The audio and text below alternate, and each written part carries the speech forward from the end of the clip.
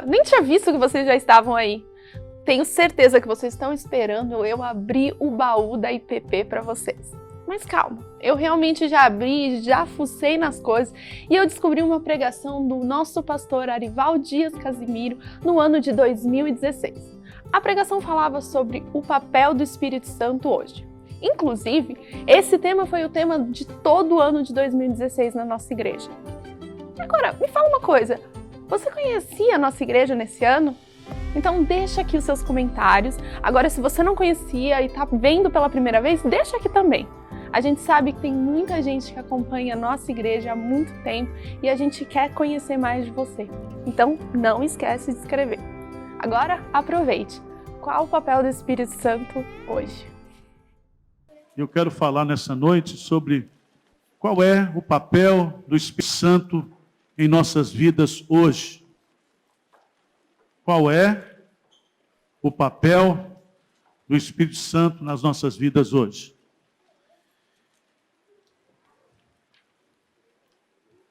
Evangelho de João, capítulo 14.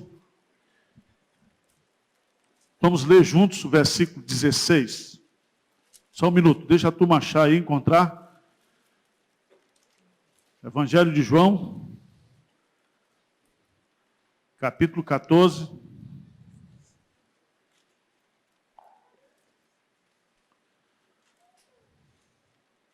Vamos ler juntos o verso 16, vamos lá? E eu rogarei ao Pai, e Ele vos dará outro Consolador, a fim de que esteja para sempre convosco. Senhor Deus, nós nos curvamos diante da autoridade suprema da Escritura Sagrada. Não é o que eu acho, o que eu penso, o que eu quero, o que eu desejo, mas gostaríamos que o Teu Santo Espírito, que habita no coração do Teu povo, fosse o nosso mestre aqui nessa noite. Que o Espírito Santo nos ensinasse, principalmente acerca da sua pessoa, da sua importância, do seu papel na nossa vida hoje. Tem misericórdia de nós, fala ao nosso coração, nós te pedimos humildemente, em nome de Jesus. Amém. Esse texto é um texto que nos ensina o ensino de Jesus acerca da pessoa do Espírito Santo. E é muito importante a gente entender esse ensino, porque ele é de fundamental importância para a nossa vida cristã, para a nossa vida como igreja. E esse ano, nós temos como tema das nossas liturgias, qual o papel do Espírito Santo em nossas vidas hoje. E esse texto vai nos instruir, no versículo 16, Jesus está dizendo, e eu, Jesus, rogarei ao Pai, e Ele vos dará outro Consolador. Aqui nós temos as três pessoas da Trindade. Eu é Jesus, o Pai, e o outro Consolador é a terceira pessoa da Trindade. Veja na sua Bíblia aí que a palavra Consolador está em letra maiúscula. No grego, a expressão pneuma, e apesar de ser um termo que na língua grega está na voz neutra, geralmente quando se é usado, ele vem acompanhado do artigo definido masculino. O Espírito, o Consolador. Essa palavra Consolador é a palavra grega chamada Paráclitos. Ela é aplicada a Jesus Cristo em 1 João capítulo 2. E a palavra Paráclitos significa, num primeiro momento, advogado. Aquele que nos defende, aquele que está do nosso lado, pronto a nos ajudar, pronto a suprir as nossas necessidades, ser um ombro amigo. Mas esse texto é muito mais profundo, porque a palavra Consolador significa encorajador, ajudador. E Ele não está do nosso lado, mas Ele habita em nós. Ele está dentro de nós. Amém? Nós somos o santuário do Espírito Santo. A Bíblia diz que se você não tem o Espírito Santo, você não é de Cristo. É importante a gente entender que ele usa a expressão outro Consolador. Porque Jesus era o Consolador aqui. E ele está indo para o Pai. E ele diz, eu vou enviar outro Consolador. E é importante a gente entender, porque outro aqui tem o sentido de alguém como Jesus, possuindo a mesma substância, natureza e poder. Aqui ele está falando de uma personalidade. Não é uma força, mas é a terceira pessoa da Trindade. Igual em poder, em capacidade, em tudo. A Bíblia fala que o Espírito Santo é uma pessoa que possui inteligência, é uma pessoa que possui vontade, emoções. Ele age como uma pessoa, ele fala, ele intercede, ele testemunha, ele ensina, ele vence, ele guia, ele orienta. A personalidade do Espírito Santo ela é tão forte na Bíblia, que nós podemos muitas vezes blasfemar contra o Espírito Santo, nós podemos mentir contra o Espírito Santo, nós podemos tentar o Espírito Santo, nós podemos resistir ao Espírito Santo, nós podemos obedecer ao Espírito Santo, nós podemos entristecer o Espírito Santo. Ele é uma pessoa. E agora nós precisamos entender, meus amados irmãos, que a finalidade, veja aí no versículo 16, e eu rogarei ao Pai, e Ele vos dará, é um presente do Pai, outro Consolador, com que objetivo? O que é que diz aí? A fim de que esteja para sempre convosco. Lembra de Mateus 28, Jesus diz o quê? Eis que eu estou convosco todos os dias até a consumação do século. Como é que Jesus Cristo se faz presente em nós? Através da habitação do Espírito Santo. E é bonito isso aqui, porque ele diz, a fim de que esteja para sempre. Meus amados irmãos, as pessoas estão perdidas por aí, buscando autoajuda, buscando uma palavra de encorajamento, buscando uma palavra de esperança. Muitos estão hoje sambando, pulando, festejando o carnaval, buscando uma alegria que o mundo não pode oferecer. E aqui nós temos essa presença sobrenatural de Deus em nós. Veja no versículo 17, a exclusividade do Espírito Santo. O que é que diz aí?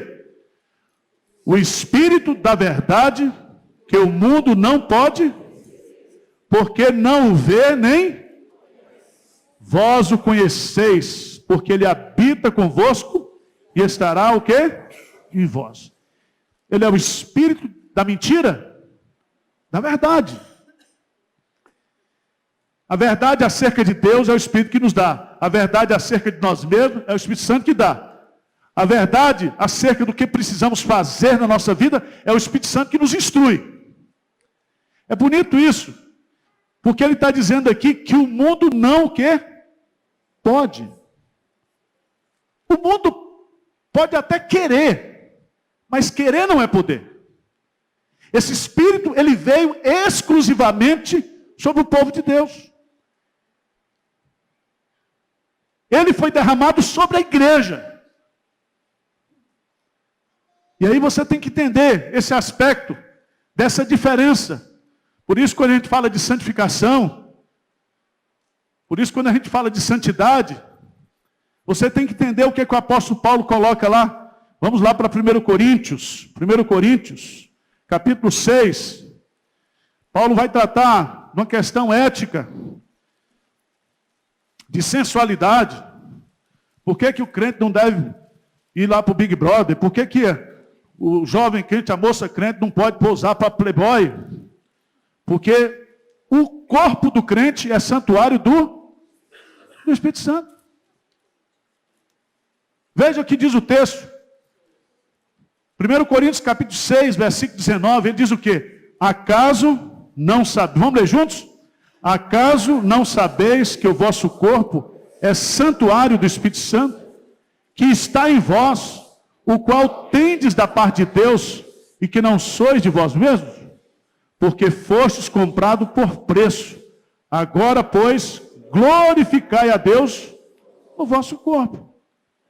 Isso significa, eu estava vendo ontem o bloco dos evangélicos, bloco carnavalesco. Já tem a boate gospel, já tem aquele negócio punk rock, gospel, e agora tem o bloco carnavalesco, gospel dos evangélicos. As pessoas não estão entendendo que o Espírito Santo está em nós e que nós somos santuário do Espírito Santo e que nós temos que glorificar a Deus através do nosso corpo. Mas eu queria chamar a sua atenção, porque Jesus Cristo vai dizer aí, versículo 18 e 19, vamos lá? João capítulo 14, versículo 18 e 19. A primeira bênção que o Espírito Santo traz para a nossa vida. Vamos ver juntos aí. O que ele diz aí? Não vos deixarei órfãos. Voltarei para vós outros. Ainda por um pouco, e o mundo não me verá mais. Vós, porém, me vereis, porque eu vivo, vós também vivereis. Presta atenção, que Jesus Cristo está nos ensinando aqui algo preciosíssimo. Ele está falando da sua morte e da sua o quê? Ressurreição. E a Bíblia diz que Jesus Cristo foi ressuscitado pelo poder do Espírito. E o mesmo Espírito que ressuscitou a Cristo, ele também nos ressuscitará no fim dos tempos. Na ressurreição final. Mas é importante você entender aqui, que ele está colocando aqui que a primeira bênção que o Espírito Santo produz na minha vida, na sua vida hoje, ele traz a vida de Deus para nós. Ele produz regeneração, ele produz novo nascimento. A pessoa só pode nascer de novo pelo poder do Espírito. Ninguém passa a ser de Deus se não for através do convencimento do Espírito.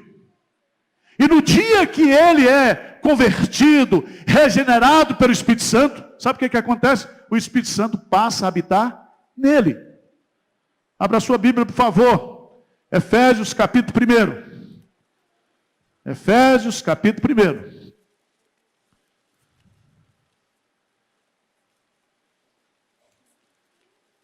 Eu queria que você entendesse o que Paulo vai colocar aqui sobre a doutrina da salvação. E no capítulo 1 ele envolve as 3 pessoas da Trindade.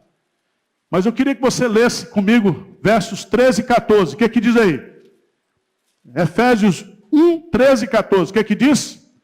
Em quem também vós, depois que ouviste a palavra da verdade, o evangelho da vossa salvação, tendo nele também crido, fostes selados com o Santo Espírito da promessa, o qual é o penhor da nossa herança, até o resgate da sua propriedade, em louvor da sua glória.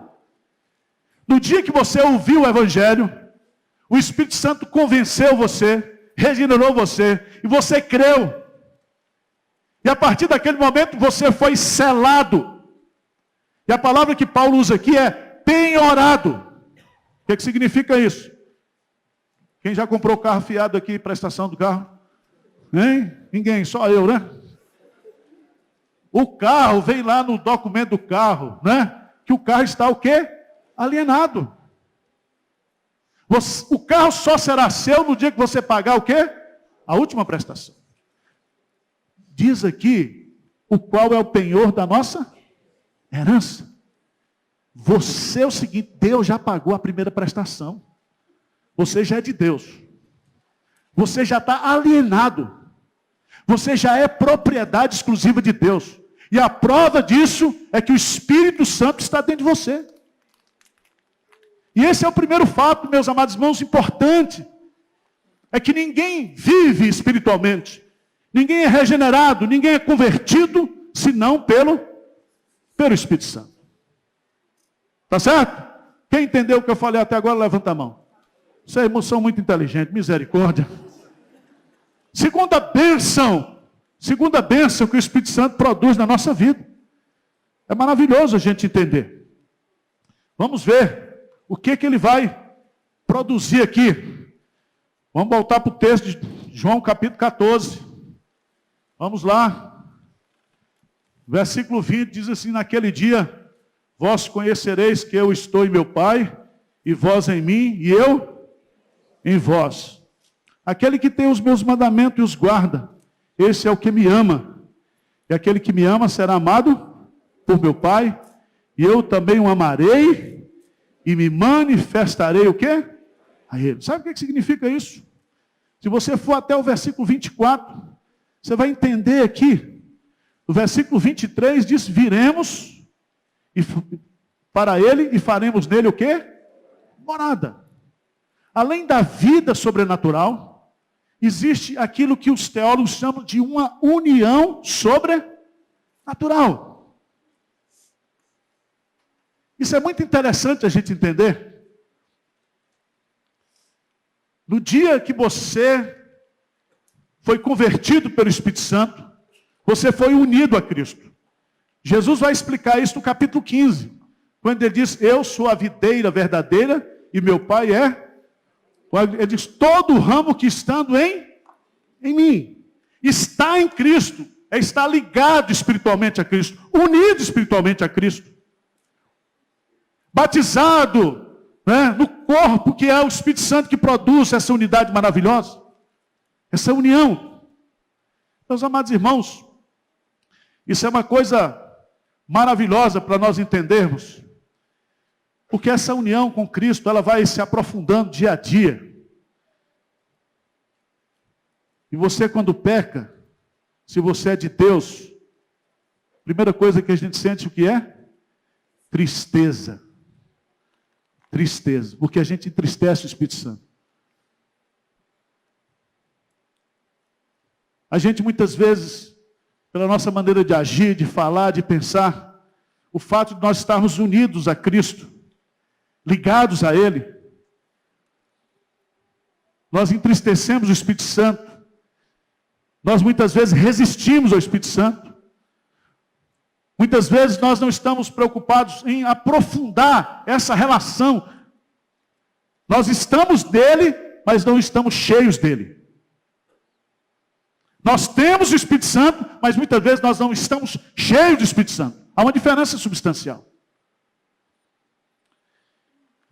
Mas essa união sobrenatural é uma união sobrenatural. É uma vida sobrenatural e é uma união sobrenatural. Mas eu queria chamar a sua atenção para os versos 25 e 26. Vamos ler juntos? Isto vos tenho dito, estando ainda convosco.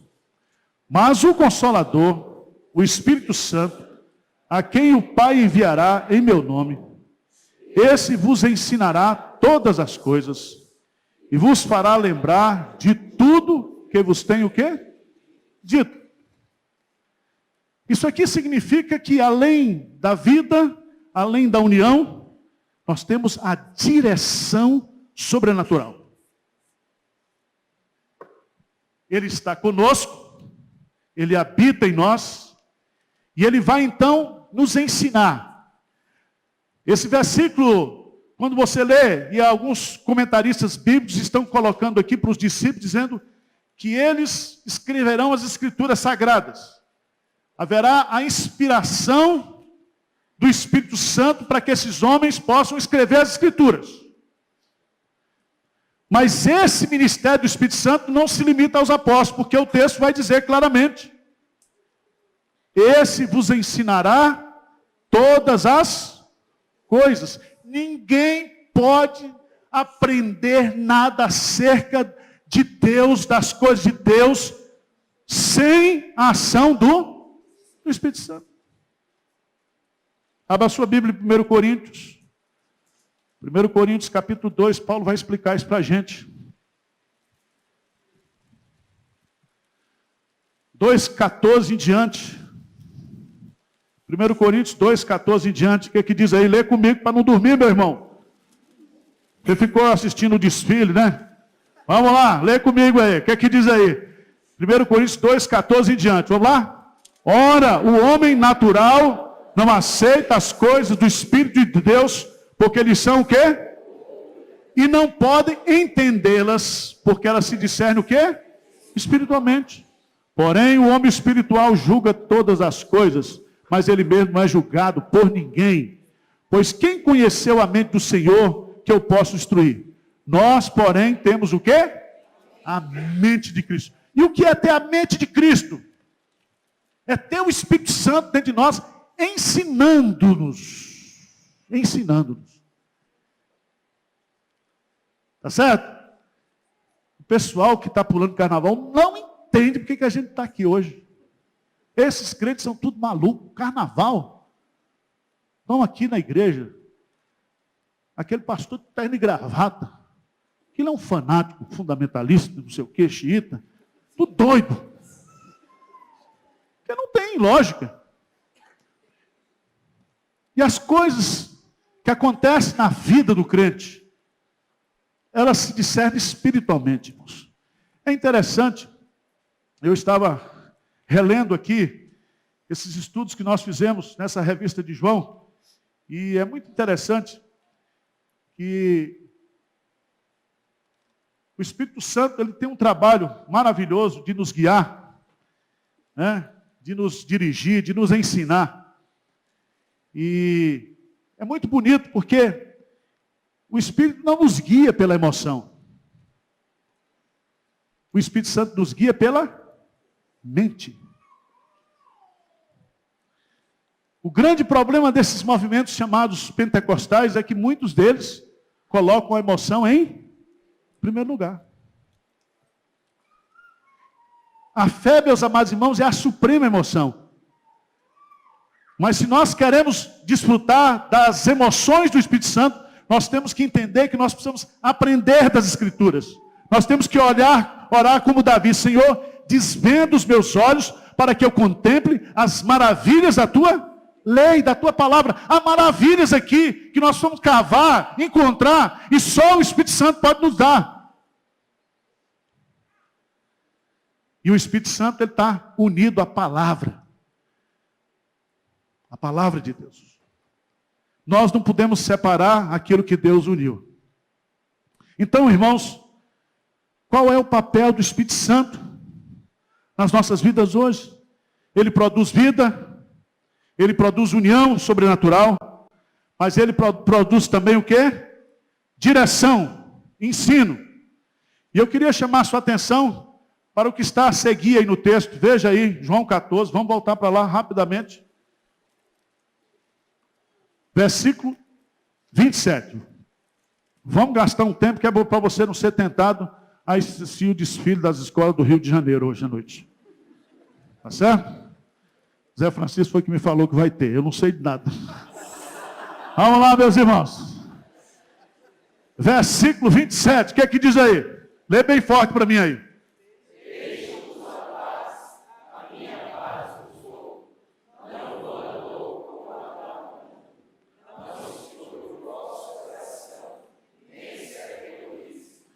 Vida sobrenatural, união sobrenatural, direção sobrenatural, e agora vem um negócio chamado o quê? Paz sobrenatural. Paz sobrenatural.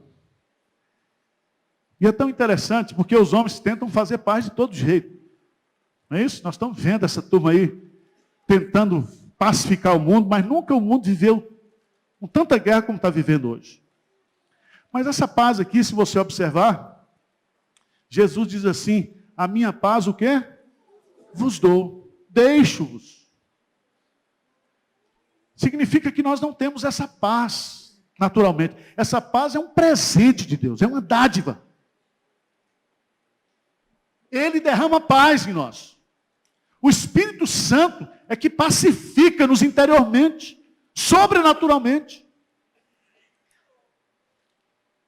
Você entendeu como é que é o negócio? Você não tem paz naturalmente. O seu coração está em conflito, em guerra, em angústia, em tristeza. Você é uma panela de pressão do ponto de vista dos seus sentimentos, das suas emoções, dos seus pensamentos. É o Espírito Santo que de forma sobrenatural derrama essa paz no seu coração. Quem conhece aquele hino antigo que diz assim: oh, que paz Jesus me dá. Quem conhece da velha guarda aí? paz que outrora não senti. Cada vez sou mais feliz, desde que eu conheci. Vou gravar um CD, R.R. Soares gravou, vou gravar também. Essa paz que só Jesus pode dar. É uma dádiva, é uma paz, meus amados irmãos, exclusiva. Ninguém pode dar. Deixo-vos a minha paz vos dou. Essa paz é de Jesus. Não existe outra fonte. Você não compra na farmácia, no supermercado. É uma paz, diz, a minha paz. E é aqui, a língua portuguesa nos ajuda a entender, é um pronome possessivo, minha paz. E é tão bonito isso, porque ele vai dizer que ele não nos dá essa paz como a dá o quê? O mundo. É uma paz inigualável. Agora, o que eu acho bonito aqui, sabe o que é? É que essa paz é uma paz medicinal. Ela cura o coração perturbado e a mente que está acovardada. Preste atenção, se você está perturbado hoje à noite, se você está angustiado, você vem para esse culto aqui, você vai fazer uma oração no final, dizendo, ou agora mesmo, diz, Senhor, derrama essa paz no meu coração, tira essa angústia, essa perturbação do meu juízo, do meu coração. Que a paz do céu possa encher a sua mente e o seu coração. O Espírito Santo está dentro de você para produzir isso. Vamos para diante. Sexto lugar. Vamos lá para o capítulo 15. Capítulo 15, versículo 26. Vamos lá. 15, 26. Lê comigo bem forte aí. Quando, porém, vier, que eu vos enviarei da parte do Pai, o Espírito da verdade, que dele procede, esse dará testemunho de mim. Que coisa maravilhosa. E aqui você tem que entender que essa palavra testemunho de mim, não somente mostra que o Espírito Santo vai sempre colocar o holofote na pessoa de Jesus, sempre vai glorificar a Jesus, mas esse termo aqui, que dele procede, esse dará testemunho de mim. Lembra de Atos 1:8? O que diz lá?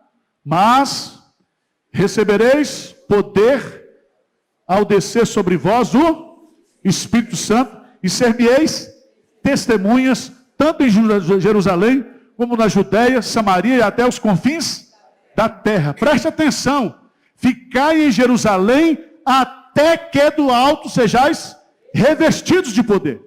Significa aqui que a capacidade para testemunhar acerca de Jesus, da pessoa de Jesus, da verdade do Evangelho, é o Espírito Santo que dá.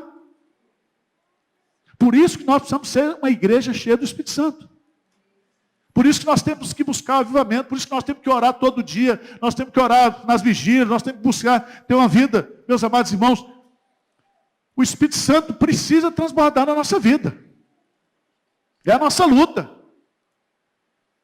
Eu fico pensando, se eu for cheio do Espírito Santo, eu seria um lorde. Eu perguntei para o pastor Hernando, você acha que eu vou ficar assim meio assim, muito sensível se eu ficar cheio do Espírito Santo? Ele diz, não, meu santo, o Espírito Santo respeita as suas características. Eu falei, eu posso chamar o cara de pecador cheio do Espírito Santo? É diferenciado, né? Mas você já pensou a sua vida, como a sua vida seria diferente se você fosse cheio do Espírito Santo? Se você tivesse o fruto do Espírito Santo na sua vida, evidenciado cada dia, se você tivesse o poder do Espírito Santo na sua vida, e o Espírito Santo nos foi dado, por isso que Paulo diz que nós temos que nos encher do Espírito. Enchei-vos do Espírito. Mas vamos adiante. Capítulo 16.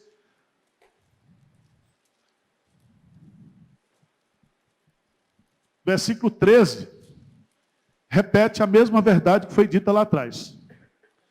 Mas há um detalhe aqui, diz assim, 16:13, o que diz? Quando vier, porém, o Espírito da verdade, ele vos guiará, porque não falará por si mesmo, mas dirá tudo o que tiver ouvido e vos anunciará as coisas que hão de vir. Presta atenção. Existe nas nossas igrejas históricas um trauma com o Espírito Santo. Sabia disso? Eu me lembro quando era criança, quando se falava do Espírito Santo, a gente sempre pensava naqueles movimentos de renovação que dividia a igreja. E a gente eu fui às vezes em umas reuniões, umas línguas estranhas, eu ficava com medo, assustado. E muitas vezes a vida do cara não era tão ligada com aquilo. Porque eu olhava o cara assim. Uma vez lá no seminário, eu fui para uma reunião dessa. Pentecostal lá. O cara me chamou, eu fui lá. Ele disse, ajoelha aí, meu irmão. Eu falei, ajoelhei, ué. Botou a mão na minha cabeça e disse, você é um servo de Deus. Eu falei, mas só isso? E aí falou umas coisas lá.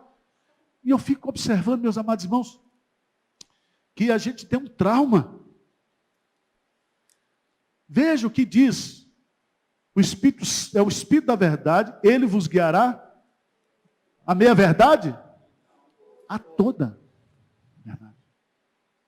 Se existe alguém que você pode se lançar de peito aberto, sem ter medo, é o Espírito Santo. Porque o Espírito Santo não vai colocar você em fria. O Espírito Santo não vai levar você por caminhos tortuosos. O Espírito Santo vai levar você às verdades de Deus, às verdades espirituais. Vai fazer com que você tenha uma vida cristã de qualidade. Aquele negócio que Jesus Cristo dá, eu vim para que tenham vida e a tenham em abundância. Essa abundância de vida, quem produz é o Espírito Santo. Ele está em nós para nos guiar a isso.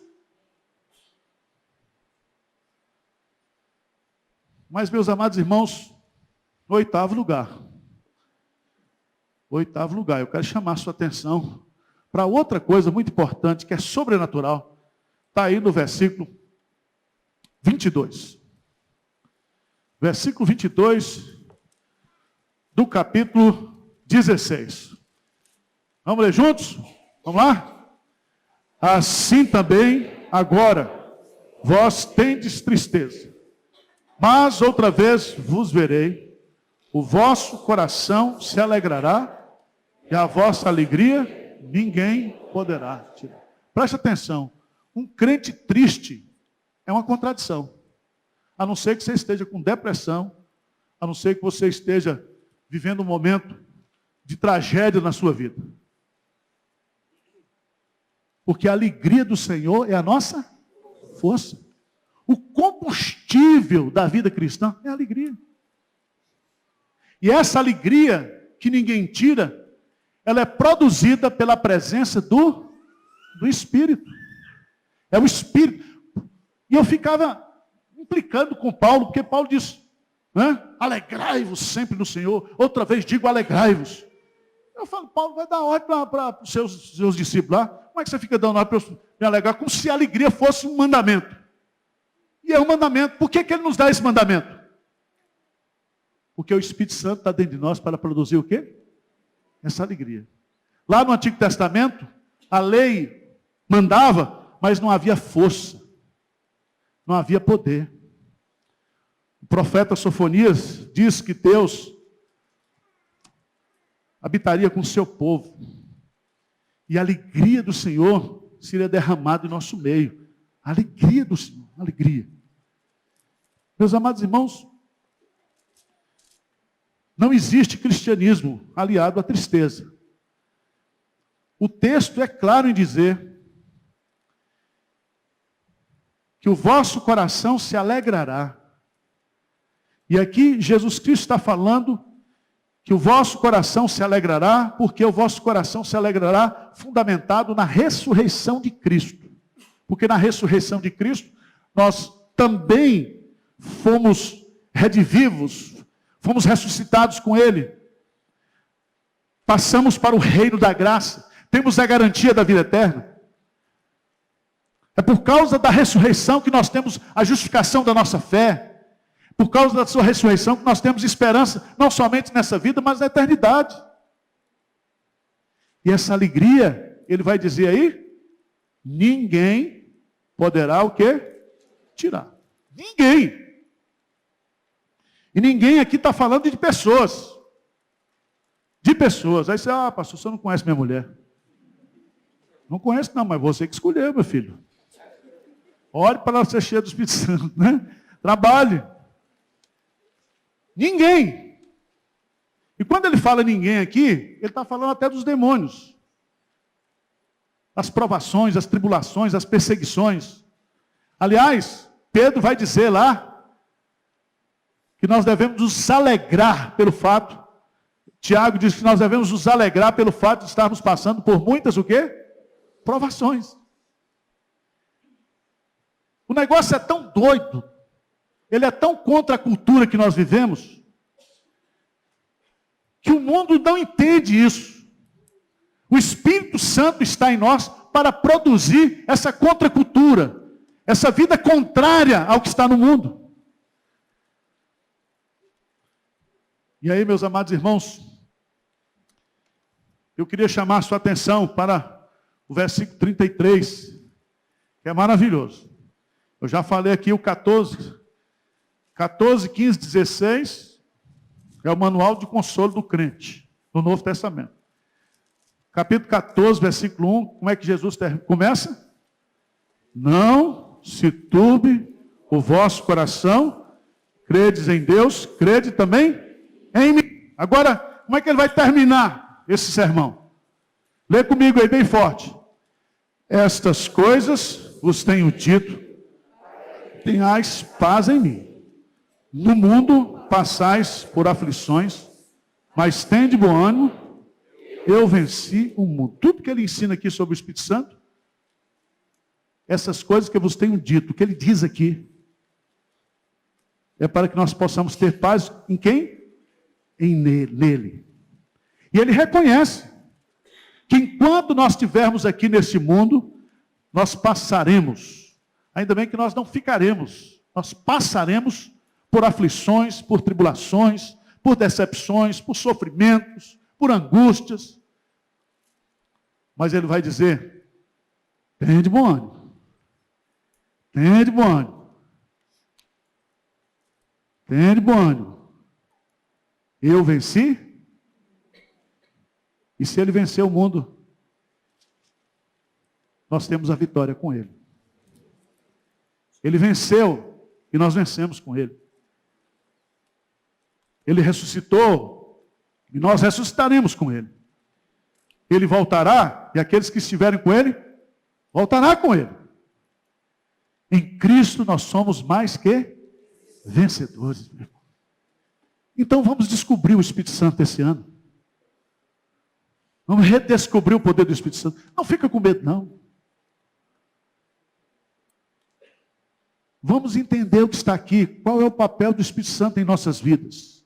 Eu quero descobrir isso. Eu quero experimentar isso. Eu quero viver isso. Amém? É muito legal como as pregações, mesmo que antigas, ainda falam muito com a gente hoje, não é verdade? E essa é a ideia do Baú IPP, trazer pregações que continuarão abençoando a sua vida. Por isso, eu vou lá mexer mais no nosso baú, porque amanhã eu trago mais uma pregação para vocês. Então, até amanhã!